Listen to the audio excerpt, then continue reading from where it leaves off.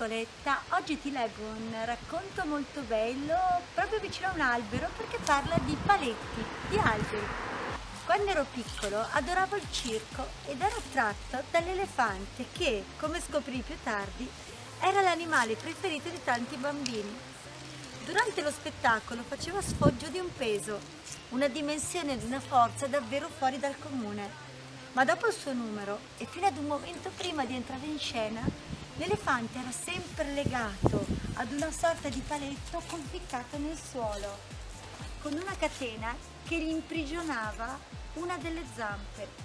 Eppure il paletto era minuscolo, era veramente un piccolo pezzo di legno piantato nel terreno, soltanto per pochi centimetri. E anche se la catena era grossa, era ovvio che un animale del genere potesse liberarsi immediatamente. Cosa lo teneva legato? Cosa gli impediva di trovare la libertà? Iniziai a chiedere in giro a tutte le persone che incontravo il motivo di questo legame, di questa prigionia, perché volevo a tutti i costi risolvere il mistero dell'elefante. Qualcuno mi diceva che l'elefante non scappava perché era ammaestrato. Allora posi la domanda ovvia: se è ammaestrato, allora perché lo incatenano? E nessuno mi dette una risposta coerente. Con il passare del tempo dimenticai il mistero dell'elefante e del paletto. Qualche anno fa invece ho scoperto che qualcuno era stato tanto saggio da trovare una risposta. L'elefante del circo non scappa perché è legato a un paletto simile fin da quando è molto piccolo. Cosa significa?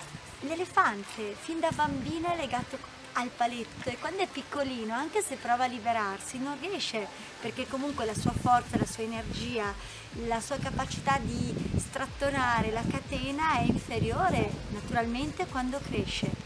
E in effetti la storia continua così. Chiuse gli occhi e immaginai l'elefantino indifeso appena nato, legato ad un paletto che provava a spingere, tirare e sudava nel tentativo di liberarsi. Ma nonostante gli sforzi non riusciva perché quel paletto era troppo saldo per lui. Così, dopo vari tentativi, un giorno si rassegnò alla propria impotenza. Invece l'elefante enorme e possente che vediamo al circo non scappa perché crede di non poterlo fare.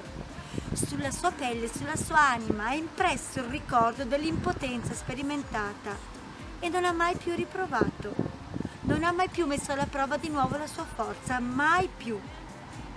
A volte viviamo anche noi come l'elefante, pensando che non possiamo fare un sacco di cose semplicemente perché una volta, un po' di tempo fa, ci avevamo provato ed avevamo fallito. E da allora sulla pelle abbiamo inciso: non posso e non potrò mai. L'unico modo per sapere se puoi farcela è provare nuovamente mettendoci tutto il cuore. Cosa hai provato a fare nella tua vita 1, 2, 3, 4 volte e poi hai rinunciato per sempre all'idea di poter fare quella cosa?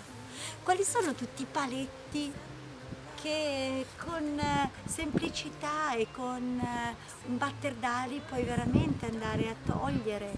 Quali sono i retaggi mentali che continuano ad essere presenti pur non avendo più senso? A te la risposta. Vuoi continuare a essere come l'elefante al circo o vuoi godere di una nuova libertà? Ciao! Con l'augurio del sciogliere la catena ti saluto. Ciao, a presto!